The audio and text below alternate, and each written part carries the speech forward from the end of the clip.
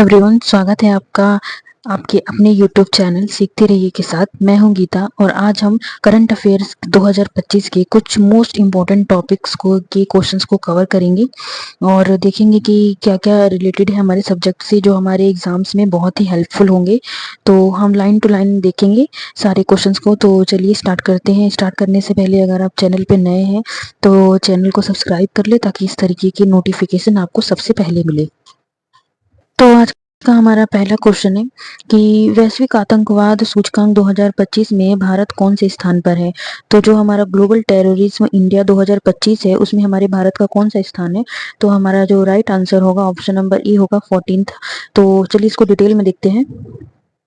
तो इसका डिटेल है कि वैश्विक आतंकवाद सूचकांक 2025 ग्लोबल टेररिज्म इंडेक्स 2025 में जो हमारा जो संस्करण है, 12th संस्करण है, इसमें जो है भारत की रैंकिंग 163 देशों में 14वें नंबर पर 2024 में 13वें में थी और 2025 में जो है इसका 163 देशों में 14वें नंबर पर है। और जारीकर्ता कौन है? Institute for Economics and Peace, IEP है। और यह रैंकिंग आतंकवादी घटनाओं, उनसे होने वाली मौतों और आर्थिक प्रभावों के आधार पर तैयार की जाती है।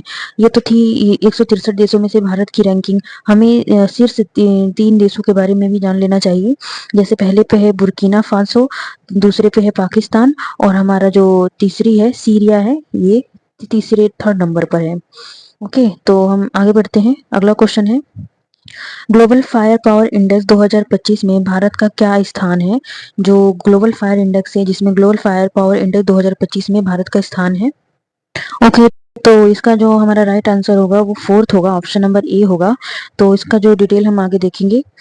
ओके, तो इसका डिटेल है कि जनवरी 2025 में जारी रिपोर्टों के अनुसार भारत को 2025 के ग्लोबल फायर पावर इंडेक्स में 4था स्थान मिला है और भारत का स्कोर 0.1184 है। और इस रैंकिंग में कुल 145 देशों को उनकी सैन्य ताकत के आधार पर रैंकिंग प्रदान की गई है। और शीर्ष देश हैं जिनमें है संयुक्त राज्य अमेरिका, जिसका स्कोर है 0.0744 और रूस है 0.0788 और तीसरे नंबर पर है चीन, जिसका है 0.0788। ओके, और आखिरी हमारा जो है हमारा आखिरी है भूटान, जो कि 145वें स्थान पर है और इसका जो रिपोर्ट जारी करता है वो ग्लोबल फायर पावर है। तो अगला क्वेश्चन हम देखते हैं, भ्रष्टाचार धारणा सूचकांक 2024 में भारत किस स्थान पर है। तो ये भ्रष्टाचार करप्शन परसेप्शन इंडेक्स 2024 में हमारे जो भारत का कौन सा स्थान है। ओके, तो करप्शन परसेप्शन इंडेक्स 2024 में भारत का जो है ये 96th। Okay, option number A इसका राइट आंसर 96 स्थान पर रहा। तो चलिए इसका डिटेल देख लेते हैं कि 11 फरवरी 2025 को जारी 2024 भ्रष्टाचार धारणा सूचकांक में भारत 180 देशों या क्षेत्रों में 96 स्थान पर है और पिछले साल 2023 में भारत 93 स्थान पर था। और डेनमार्क लगातार 7वीं बार सूचकांक में शीर्ष स्थान पर रहा और उसे सबसे कम देश भ्रष्ट देश माना गया है। ओके, तो ये तो हमने भारत का देखा, लेकिन हमें 3 टॉप 10 देशों के बारे में भी हमको पता होना चाहिए। तो हमारे जो शीर्ष स्थान पर है डेनमार्क और दूसरे पे है फिनलैंड और तीसरे पे है सिंगापुर और जो सबसे निचले पायदान पर है दक्षिण सूडान है। तो इसको जो है, अगर भ्रष्टाचार बोध सूचकांक या करप्शन परसेप्शन इंडेक्स के बारे में अगर हम बात करें तो ये एक तरीके की तालिका है जो दुनिया के ज्यादातर देशों को विशेषज्ञ आकलन और सर्वेक्षण के आधार पर भ्रष्टाचार के स्तर को मापा जाता है और इन देशों को सबसे कम से सबसे ज्यादा भ्रष्टाचार की श्रेणियों में और पदों में रखा जाता है। इस सूचकांक में भ्रष्टाचार की परिभाषा निजी फायदे के लिए सरकारी शक्ति का दुरुपयोग है। यह तालिका साल 1995 से हर साल छप रही है। ओके, तो आगे बढ़ते हैं। हमारा अगला क्वेश्चन है कि भारत में पहली बार आयोजित गंगा नदी डॉल्फिन सर्वेक्षण में किस राज्य में डॉल्फिन की सबसे अधिक संख्या दर्ज की गई है। तो इस इसका हमारा जो राइट जवाब होगा वो होगा उत्तर प्रदेश। उत्तर प्रदेश में भारत में पहली बार आयोजित गंगा नदी डॉल्फिन सर्वेक्षण में उत्तर प्रदेश राज्य में डॉल्फिन की सबसे अधिक संख्या दर्ज की गई है। ओके, और इसको हम डिटेल में जानेंगे कि प्रधानमंत्री नरेंद्र मोदी ने गुजरात के गिर नेशनल पार्क में राष्ट्रीय वन्यजीव बोर्ड की 7वीं बैठक की अध्यक्षता की। इस दौरान उन्होंने देश की पहली गंगा नदी डॉल्फिन गणना रिपोर्ट जारी की है। रिपोर्ट के मुताबिक भारत में कुल 6,327 पॉइंट टू बी नोटेड। इस चीज को आप ध्यान रखिएगा कि भारत में कुल 6,327 नदी डॉल्फिन पाई गई है।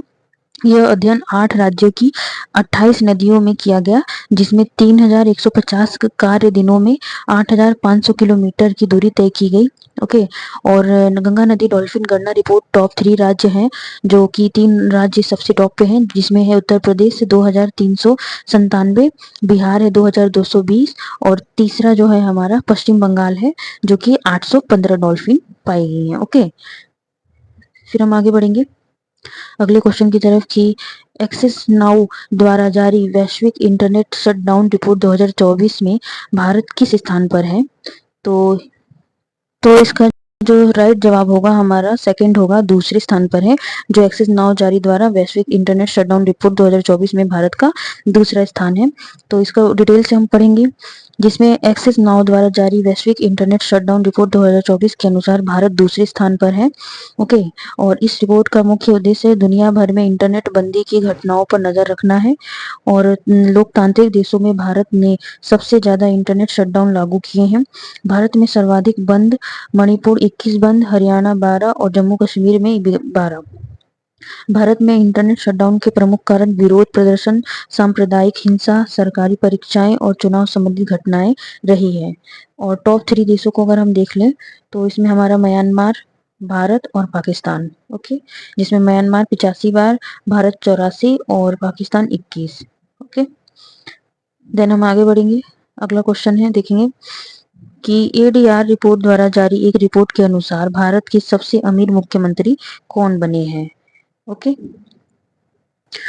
तो इसका जो हमारा राइट आंसर होगा ऑप्शन नंबर ई होगा, चंद्रबाबू नायडू। एन चंद्रबाबू नायडू ये जो है हमारे सबसे भारत के सबसे अमीर सीएम है। ओके, देन हम इसका डिटेल में देखेंगे कि association for democratic reform ADR, जिसे हम एडीआर कहेंगे, द्वारा जारी रिपोर्ट के अनुसार आंध्र प्रदेश के मुख्यमंत्री एन चंद्रबाबू नायडू भारत के सबसे अमीर मुख्यमंत्री हैं, जिनकी संपत्ति 931 करोड़ रुपए से अधिक है।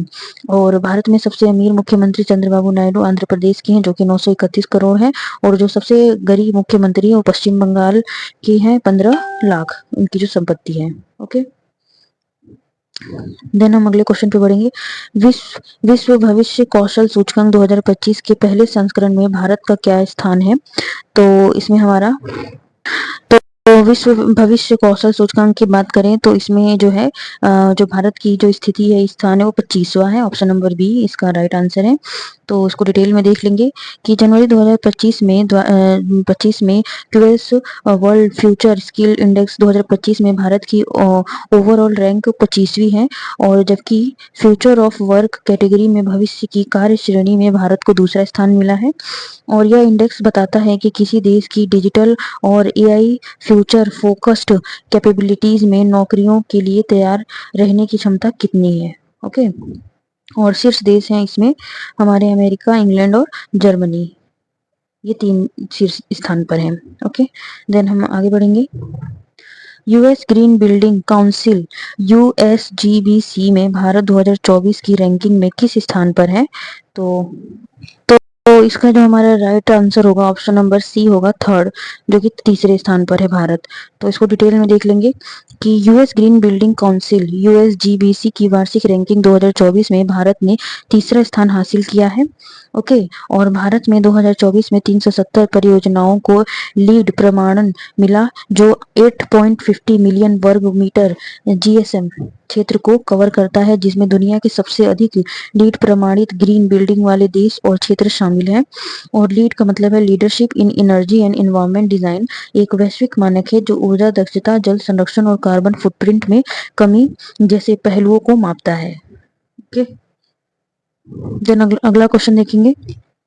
हेनले पासपोर्ट इंडेक्स 2025 के अनुसार किस देश का पासपोर्ट सबसे शक्तिशाली बताया गया है। तो तो इसके लिए सबसे पहले मैं बता दूं कि ये जो हेनले पासपोर्ट इंडेक्स है वो 3 बार जारी होता है साल में। तो इसका जो सही जवाब होगा वो सिंगापुर है इस बार का।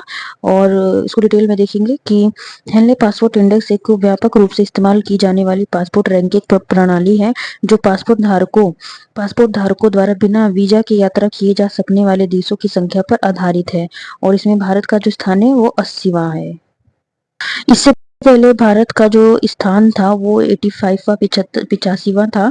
तो इसमें आपको कंफ्यूज नहीं होना है, ये क्वार्टरली 3 बार जारी होता है। तो अभी जो फर्स्ट क्वार्टरली का है वो सिंगापुर में है और अभी क्वार्टरली जारी होंगे, तो इसमें आपको ध्यान रखना है। ओके, अगला क्वेश्चन देखेंगे। फरवरी 2025 में कौन सा देश विश्व का दूसरा सबसे बड़ा मोबाइल निर्माता देश बन गया है? तो इसका जो राइट आंसर हो जाएगा भारत हो जाएगा, ऑप्शन नंबर बी इंडिया। जो कि इसमें फरवरी 2025 में इंडिया जो है विश्व का दूसरा सबसे बड़ा मोबाइल निर्माता देश बन गया है।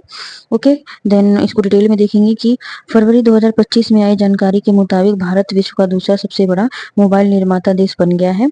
और 2014 में भारत में केवल 2 मोबाइल विनिर्माण इकाइयां थी, लेकिन आज देश में 300 से अधिक विनिर्माण इकाइयां हैं जो इस महत्वपूर्ण क्षेत्र में महत्वपूर्ण विस्तार को रेखांकित करती है। और विश्व का सबसे बड़ा मोबाइल निर्माता देश चीन है। ओके, देन हम आगे बढ़ेंगे। अगला क्वेश्चन देखेंगे कि वर्ष 2024 में आईपीओ के जरिए फंड जुटाने में कौन सा देश दुनिया में शीर्ष स्थान पर रहा है? तो इसमें हमें ऑप्शन बताया भारत, नेपाल, चीन, रूस। तो हमारा सही जवाब, तो इसका जो जवाब होगा हमारा होगा भारत, जो कि ये शीर्ष स्थान पर रहा है जो आईपीओ के जरिए फंड जुटाने में शीर्ष स्थान पर रहा है। फरवरी 2025 में जारी इंडस वैली रिपोर्ट 2025 के अनुसार भारत 2024 में प्रारंभिक सार्वजनिक पेशकश आईपीओ में वैश्विक नेता के रूप में उभरा है।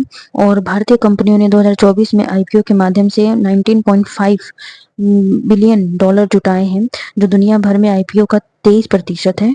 और नोट करने वाली बात है कि इंडस वैली रिपोर्ट 2025 मुंबई स्थित Blume Ventures Advisors Private Limited द्वारा जारी की गई थी।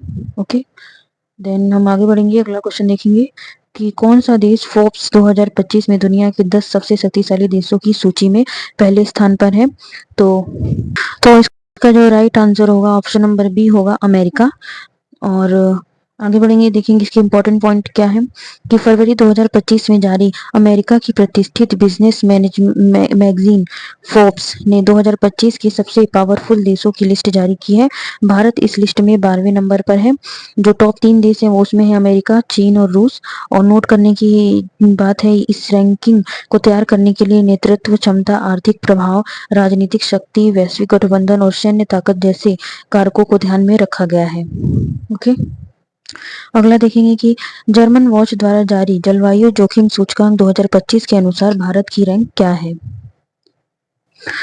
तो इसका जो राइट आंसर है ऑप्शन नंबर बी 6th होगा, जो कि जर्मन वॉच द्वारा जारी जलवायु जोखिम सूचकांक 2025 के अनुसार भारत की रैंकिंग 6th है। इसको डिटेल में देखेंगे कि जर्मन वॉच द्वारा जारी जलवायु जोखिम सूचकांक 2025 में भारत की रैंक 6वीं है।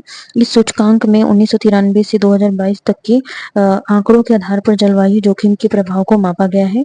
जो टॉप 3 देश हैं उसमें है डोमिनिका, चीन और होंडुरास। ओके, ये 3 जो है टॉप 3 में है।